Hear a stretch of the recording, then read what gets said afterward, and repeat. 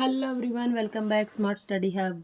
आपके अपने YouTube channel पे आप सभी का स्वागत है। बिना टाइम वेस्ट किए टॉपिक पे आते हैं। आज हम करेंगे डिसेबिलिटी। डिसेबिलिटी किस तरीके की होती है, बच्चों में किस तरीके की डिसेबिलिटी हो सकती है। देखिए, डिसेबिलिटी क्या होती है, किसी में कोई ना कोई विकार होता है। ठीक है, तो कोई ना कोई किसी प्रकार का जो विकार होता है उसी को हम बोलेंगे डिसेबिलिटी। ठीक है, डिसेबिलिटी का कंसेप्ट किसने दिया था? सैमुअल क्रिक ने 1963 में दिया था। किसने दिया था? सैमुअल क्रिक ने 1963 में। डिसेबिलिटी बच्चों की मेमोरी बिल्कुल भी शार्प नहीं होती है। जो डिसेबल्ड बच्चे होते हैं ना, उनकी मेमोरी शार्प नहीं होती है, तेज़ नहीं होती है। अब आता है कि प्रत्यक्षीकरण क्या होता है। प्रत्यक्षीकरण जो सामने चीज़ें होती है, जो सामने चीज़ें होती हैं, हम उनके ऊपर बच्चा किस तरीके से डील कर रहा है। आपके सामने चीज़ें प्रेजेंट है, उन पर कैसे डील करते हैं। सामान्य बच्चा उन पर आसानी से वर्क कर पाएगा, लेकिन डिसेबल्ड चाइल्ड कंफ्यूज हो जाएगा कि हम इस पे किस तरीके से काम करेंगे। क्लियर। अवधान, अवधान क्या होता है? देखो, ये जो चीज़ें ना ये आएंगी कि डिसेबल्ड क्या होता है, प्रत्यक्षीकरण क्या होता है। प्रत्यक्षीकरण जो प्रत्यक्ष है, हमारे सामने है। क्लियर। अच्छा, अवधान क्या होता है? अटेंशन। ये कम अटेंटिव होते हैं। अवधान मतलब उनके सामने अवधान आते रहते हैं, अटेंटिव कम रहते हैं, काम कम कर पाते हैं।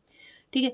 उत्तेजनशीलता, एक्साइट नहीं होते, एक्साइटमेंट नहीं होते इनके अंदर, खोजी नहीं होते, जिज्ञासा इनके अंदर बिल्कुल भी नहीं होती। इन बच्चों में एक्साइटमेंट और क्यूरियोसिटी सही से नहीं हो पाती है।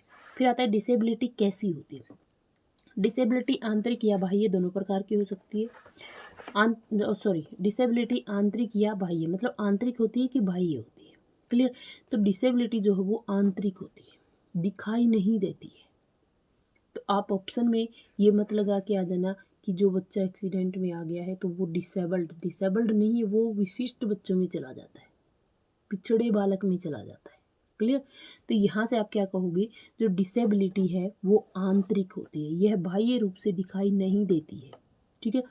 यह बायोलॉजिकल या साइकोलॉजिकल दोनों तरीके से हो सकती है। बायोलॉजिकल जैसे आप जन्म से जैविक रूप से इसके अंदर कोई डिसेबिलिटी हो सकती है, या फिर साइकोलॉजिकल वो मेंटली रूप से परेशान हो सकता है। यह स्थायी, मतलब ये जो डिसेबिलिटी होती है ये परमानेंट होती है। ओके। डिसेबिलिटी के प्रकार, टाइप ऑफ द विकार। विकार में कौन से टाइप होते हैं? देखिए, एक होता है पठन विकार, लेखन विकार, वाचन विकार और गणित संबंधी विकार। ध्यान से देखिएगा इनको। पठन विकार जो पढ़ते टाइम जो समस्याएं आती हैं। लेखन विकार लिखते टाइम बच्चों को समस्याएं आती है। वाचन संबंधी मतलब जो बोलते टाइम जो समस्याएं आ रही हैं। और गणित संबंधी विकार जो किसी बच्चे को गणित से संबंधित जो भी समस्या उत्पन्न हो रही है वो गणित संबंधी विकार होता है। अब हम पढ़ते हैं इनको डिटेल में। देखिए, लास्ट में ट्रिक भी दूंगी आपको, अच्छे से याद हो जाएगी। देखिए, पठन विकार, पठन विकार होता है लर्निंग डिसेबिलिटी। ठीक है, लर्निंग डिसेबिलिटी, डिसलेक्सिया। अब लेक्सिया शब्द जहाँ पे आ जाए ना, लेक्सिया, यह पठन विकार है। अधिगम निर्योगिता है। ध्यान देना, पठन विकार, पढ़ ही नहीं सकते तो सीखेंगे कहाँ। अधिगम निर्योगिता, अधिगम का मतलब होता है सीखना। देखो, जब शुरू में जब मैंने बीएड पढ़ना स्टार्ट किया ना, तब सच्ची बताई ना, अधिगम क्या होता है ये नहीं पता था मुझे कि अधिगम क्या होता है। फिर मैंने देखा इसका इंग्लिश मीनिंग लर्निंग, लर्निंग मतलब सीखना। तो बहुत सारे ऐसे वर्ड सीखने को मिले हैं कि लाइफ में ऐसे वर्ड भी यूज होते हैं। जो मेरा मेन सब्जेक्ट है वो मैथमेटिक्स है, और मैथमेटिक्स का मेरा एक अदर चैनल है ओजस्वी एकेडमी। यहाँ पे भी हम कॉमन मैथमेटिक्स को लेके आएंगे। ठीक है। लेकिन मैं अभी लग गए ट्रैक पे, तो पेडागोजी को ही कंप्लीट कर लेते हैं। तो जब भी मैं अधिगम को देखती हूँ ना, तो मुझे फील होता है कि यार अब तो अधिगम देखते ही मुझे समझ आ जाता है कि लर्निंग क्या होती है। किस किस को स्टार्टिंग में नहीं पता था अधिगम क्या होता है, मुझे ज़रूर बताना। मुझे तो नहीं पता था अभी। बहुत सारे ऐसे वर्ड होते हैं जो बीएड में जाके ही समझ में आए थे कि ये क्या होते हैं। अब बात करते हैं कि अधिगम निर्योग्यता, मतलब सीखने में निर्योग्यता और कुछ नहीं है। ये बड़ा सा वर्ड दिख रहा है लेकिन इसमें कुछ भी नहीं है। इसमें वर्णमाला को, शब्दों को समझ नहीं पाते। डिसलेक्सिया मतलब पठन, पठन मतलब पढ़ने से रिलेटेड। पढ़ेगा तो वर्णमाला तो आएगी ना, वर्णमाला से रिलेटेड शब्दों को समझ ही नहीं पाता है। बच्चों में धारा फ्लक्चुअलिटी नहीं हो पाती है, तो भी डिसलेक्सिया विकार आता है। मतलब एक पढ़ाई करता है, एक तो बच्चा कंप्लीटली अच्छे से पढ़ पाता है, एक रुक रुक के पढ़ रहा है, मतलब एक धारा में नहीं पढ़ पाता है, कंटिन्यू नहीं पढ़ पाता है। वो भी किस में आता है? डिसलेक्सिया में आता है। एक बच्चा बी को डी, एम को डब्ल्यू, मतलब उल्टा दिखाई देता है उसको, उसमें कौन सा विकार आता है? उसमें भी डिसलेक्सिया विकार आता है। एम को डी पढ़ता है, डी को एम पढ़, डब्ल्यू सॉरी जैसे हम डी लिखते, कई बच्चे लिखते भी हैं ऐसे, तो वो लिखित में आ जाएगा, ठीक है, लेखन संबंधी में आ जाएगा। तो देखो डी को क्या पढ़ते हैं, बी पढ़ते हैं, डब्लू को क्या पढ़ते हैं, एम पढ़ते हैं, तो ये पढ़ने में आ गया, ठीक है। तो ये भी क्या होता है, पठन विकार में ही आता है, ठीक है। इसमें शब्द अंधता होती है, शब्दों के आइडेंटिफाई नहीं कर पाता है, तो इसमें क्या आ जाएगी, शब्द अंधता होती है, बच्चे समझ नहीं पाते हैं, ठीक है। अब आता है हाइपरलेक्सिया, बच्चों का शब्दों का छोटा बड़ा दिखाई देना या शब्दों को उछलते हुए दिखाई देना। देखो हाइपर, जो इंसान हाइपर होता है वो क्या करता है, उछलता ही है, ठीक है, कभी बाहर आएगा, कभी अंदर जा रहा है, कभी उछल रहा है, मतलब गुस्सा कर रहा है। तो जो हाइपरलेक्सिया, अब ध्यान देना, लेक्सिया शब्द जहाँ पे आ जाए, लेक्सिया शब्द जहाँ पे आ जाए तो वहाँ पे आप क्या करोगे, पठन संबंधी है, क्लियर। मैं कुछ टाइप्स भी बताऊंगी कि पठन संबंधी में क्या है, लेकिन मैं ना इस टॉपिक को आज मैं बिल्कुल भी आपको कंफ्यूज नहीं करने वाली हूँ कि क्या है क्या नहीं। आप चीज़ों को एक बार बेसिक क्लियर हो जाए आपका, यहीं से क्वेश्चन बन जाएंगे, आप टेंशन नहीं लो, ठीक है। तो ये क्या आ जाएगा आपका, लेक्सिया शब्द जहाँ पे आ जाए ना वो पढ़ने से ही संबंधित है। हाइपरलेक्सिया मतलब शब्द उछल रहे हैं, शब्दों को हम समझ नहीं पा रहे हैं, छोटा बड़ा दिखाई दे रहा है। अब आता है लेखन संबंधी, ग्राफिया। अब देखिए हम लिखते किस पे हैं, ग्राफ के ऊपर लिखते हैं, जहाँ पे ग्राफिया दिखाई देना वो लेखन संबंधी है, क्लियर, याद हो गया होगा। डिसग्राफिया, डिसग्राफिया जो होता है ग्राफ, ग्राफ से आप समझ जाना, लेक्सिया से पठन और ग्राफिया से लेखन। डिसग्राफिया मतलब लेखन संबंधी, जब लिखने में प्रॉब्लम हो और शब्दों को गलत ऊपर नीचे लिखना, बी को डी लिखना, डी को एम को डब्ल्यू लिखना, तो ये सब किस में आ जाएंगे, डिस्ग्राफिया में। एग्राफिया, जब दूसरी भाषा के शब्दों को हम नहीं लिख पाते। अग्रेफिया, अग्रेफिया जो टाइप्स में ना मैंने यहीं पे बता दी जो मेन है, ठीक है। ज़्यादा उलझ जाओगे फिर आप काम नहीं कर पाओगे, समझ ही नहीं पाएगा, आप टॉपिक को छोड़ दोगे। तो इससे बेटर यही है कि आप चीज़ों को समझो तो सही कि क्या है। तो एग्राफिया, एग्राफिया का क्या होता है कि हम दूसरी भाषा को नहीं लिख पाते, जैसे आप हिंदी से रिलेटेड तो हिंदी को लिख लोगे, इंग्लिश नहीं लिख पाओगे, तो दूसरी भाषा को लिखने में जो प्रॉब्लम होती है, एग्राफिया। तो देखो जहाँ पे ग्राफिया दिख जाए तो आप समझ जाना है कि लेखन संबंधी है, क्लियर। फिर देखिए डिस्प्रेक्सिया, प्रेक्सिया क्या होता है, चित्र संबंधी, चित्र बनाना।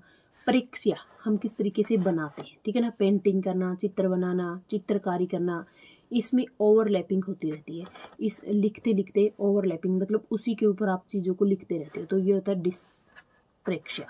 अब प्रेक्सिया क्या होता है, इसमें आप ढंग से लिख नहीं पाते, लिखने संबंधी ये है, इसमें ढंग से लिख नहीं पाते, इसमें बॉडी का जो कोऑर्डिनेशन होता है ना वो साथ नहीं दे पाता है, क्लियर। हम लिखते बी हैं, लिख जाते हैं डी, तो हम लिख नहीं पाते हैं अच्छे से, तो हो जाएगा प्रेक्ष्या, ठीक है। अब आता है गणित संबंधी विकार, गणित संबंधी डिस्कैलकुलिया, ठीक है। डिस्कैलकुलिया, कैलकुलिया से ही आपको दिख जाएगा कि कैलकुलेशन से रिलेटेड है, कैलकुलेशन कहाँ पे की जाती है, आपको गणित में की जाती है। कैलकुलेशन करने में कठिनाई आती है, जैसे कोई बच्चा लेन देन में कमज़ोर होता है तो वह किस प्रकार से ग्रसित होता है, वो डिस्कैलकुलिया से ग्रसित होता है।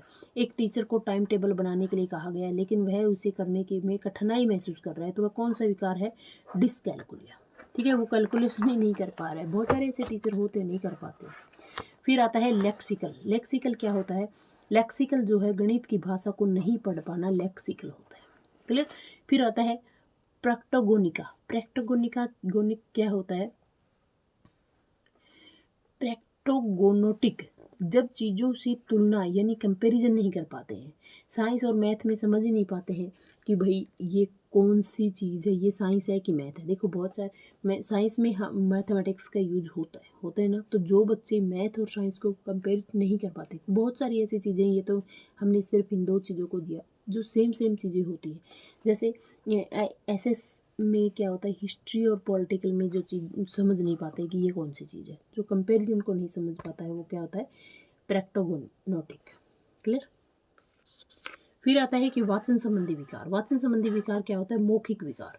अफेजिया, अब देखो अफेजिया क्या होता है, अल्फाज हम मुंह से बोलते हैं तो बोलने जैसा विकार क्या हो जाएगा, अफेजिया, बोला हुआ हमें। अफेजिया क्या होता है, जब बोलता है ना कोई उसको हम समझ नहीं पाते।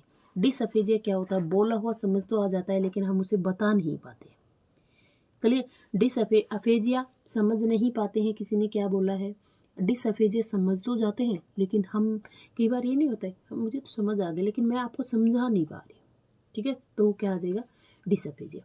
डिसअर्थिया क्या होता है? डिसअर्थिया स्पीच संबंधी सिस्टमेटिक भाषण देने की कला का ना होना डिसअर्थिया कहलाता है। मतलब जो स्पीच है ना, उसको हम एक लय में नहीं पढ़ पाते, लय में नहीं दे पाते, कंप्लीटली हम कंटिन्यू नहीं बोल पाते हैं, तो क्या आ जाएगा? डिसअर्थिया। फिर आता है ऑडिटरी डिसेबिलिटी, सुनने संबंधी विकार क्या हो जाएगा? ऑडियो, ऑडियो से ही दिख रहा है कि सुनना संबंधी विकार। सेंसोरी अफेजिया क्या होता है? समझ, सेंसिज, आपको सेंस नहीं है किसी चीज़ की, तो मतलब आपको समझ नहीं है किसी चीज़ की, तो क्या आ जाएगा? समझने संबंधी। डिसमोर्फिया, डिसमोर्फिया क्या हो जाएगा? आकृति और साइज संबंधी, जैसे शक्लें अलग अलग होना, शक्लें अलग अलग नजर आना, क्या हो जाएगा? डिसमोर्फिया। आकृति, आकृति मतलब कभी बड़ी दिखाई देना, कभी छोटी दिखाई देना, तो ये क्या आ जाएगा? डिसमोर्फिया। डिसमेसिया, डिसमेसिया क्या कहलाता है? चिंतन शक्ति, सोचने संबंधी शक्ति का कम कम होना, मतलब आपकी सोच समझने की शक्ति कुछ है ही नहीं, चिंतन आप सोच ही नहीं सकते हो, तो उसकी कमी को क्या बोलेंगे? डिसमेसिया, डिसमेसिया। फिर आता है विकासात्मक विकार क्या होता है? विकासात्मक विकार जो है किसने दिया था? लियो फेनर ने दिया था। जैसे बाल अपराध का किसने दिया था? सीजर लेब्रोशो ने दिया था। तो विकासात्मक विकार किसने दिया था? लियो फेनर ने दिया था। अब आता है ऑप्टिज्म, स्वलीनता, स्वपरायणता। ये क्या होता है? इस विकार वाला बच्चा सबसे अलग रहता है, इसमें बच्चा अपने आप में रहता है, किसी से बोलना पसंद नहीं करता है। स्वलीनता, स्वलीनता मतलब खुद में लीन रहता है। स्वपरायणता मतलब दूसरों से दूर रहता है, खुद में ही रहता है वो, ठीक है। इसको बोलेंगे ऑटिज्म, स्वलीनता या फिर स्वपरायणता। जो खुद में ही रहता है, किसी और से बोलना वो पसंद नहीं करते हैं, ऐसे बच्चे उदास रहने वाले बच्चे होते हैं, अकेलापन इनको अच्छा लगता है, दुनियादारी से कट रहते हैं। तो ये एक इम्पोर्टेंट है, ये विकासात्मक विकार में आते हैं। किसने दिया था विकासात्मक विकार? लियो फेनर ने, ठीक है। ऑटिज्म, स्वलीनता और स्वपरायणता, ठीक है, इसको हम बोलते हैं। स्वलीनता से समझ जाओगे, स्वपरायणता से। ऑटिज्म थोड़ा सा डिफरेंट है, इसको याद कर लेना है। क्लियर? जैसे देखिए, ऐसे बच्चे गुमसुम से रहते हैं, अपनी चीज़ों को लेकर पॉजिटिव रहते हैं, अपनी चीज़ें किसी को नहीं देते हैं, उदास रहते हैं, ये अंत्यक्रिया करते हैं, अपने आप के ही मतलब अंत्यक्रिया, इंटरेक्टिव नहीं होते, एक अंत्यक्रिया मतलब एक दूसरे के साथ घुल मिल के नहीं रहते, दूसरों के साथ काम करना पसंद नहीं करते, ये रूढ़िवादी विचारों के होते हैं, इनकी छोटी सोच होती है, ये परिवर्तन को एक्सेप्ट नहीं कर पाते। मान लीजिए कोई समस्या आ जाए जीवन में, तो उनको बिल्कुल भी मंदबुद्धि जैसे होते हैं, ये चीज़ों को दोहराते रहते हैं, ये खुद को चोट भी पहुंचा सकती है, ठीक है। 2 अप्रैल को ऑटिज्म डे बनाया जाता है, तो डेट भी आ जाती है कई बार कि ऑटिज्म डे कब बनाया जाता है? 2 अप्रैल को ऑटिज्म डे मनाया जाता है। फिर आता है बुलिमिया नर्वोसा। बुलिमिया नर्वोसा क्या होता है? अत्यधिक भोजन का खाना, ओवर ईटिंग को करना। देखो बुलिमिया, बुलबुल, बुलिमिया क्या होता है? बुल के जैसा। बुल क्या होता है? सांड, सांड कितना होता है? मोटा होता है, खाता पीता रहता है। तो बुलिमिया नर्वोसा क्या होता है? भाई आप बहुत ज़्यादा भोजन कर लेते हो, तो उसको क्या कहेंगे? ओवर ईटिंग करना क्या होता है? बुलिमिया। और भाई कई लड़कियां क्या होता है कि खाना खा लेंगी, उनको भूख बहुत लगती है, लेकिन फिर क्या सोचेंगी? यार मैं तो मोटी हो गई, मैं मोटी तो नहीं हो जाऊंगी, खाने के बाद सोचती है, ठीक है। जो मोटी बुलबुली ऐसी होती है ना, वो होती है बुलिमिया नर्वोसा। क्लियर? फिर होता है एनोरेक्सिया नर्वोसा। एनोरेक्सिया क्या होता है कि उनको भूख तो होती है, लेकिन भूख को मार लेती है। ऐसी लड़कियां, लड़की क्यों, मैं एग्जांपल दे रही हूँ लड़कियों का, ठीक है।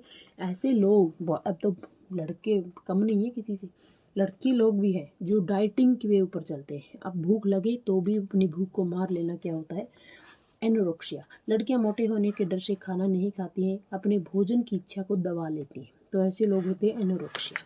फिर आता है सैड। देखो सैड से क्या दिख रहा है? SAD, separation anxiety disorder. Separation anxiety disorder, ये तो एग्जाइटी क्या होता है कि चिंता, डिसऑर्डर मतलब कोई निरोगिता है, सेपरेशन मतलब दूर होने का। जब छोटा बच्चा होता है वो अपनी माँ से दूर होता है, तो उसे कितनी चिंता, उसके चेहरे के हाव भाव देखना कि वो उसे कितनी चिंता होती है। SAD मतलब SAD सैड, इससे याद रखो, उदास हो जाता है, ठीक है।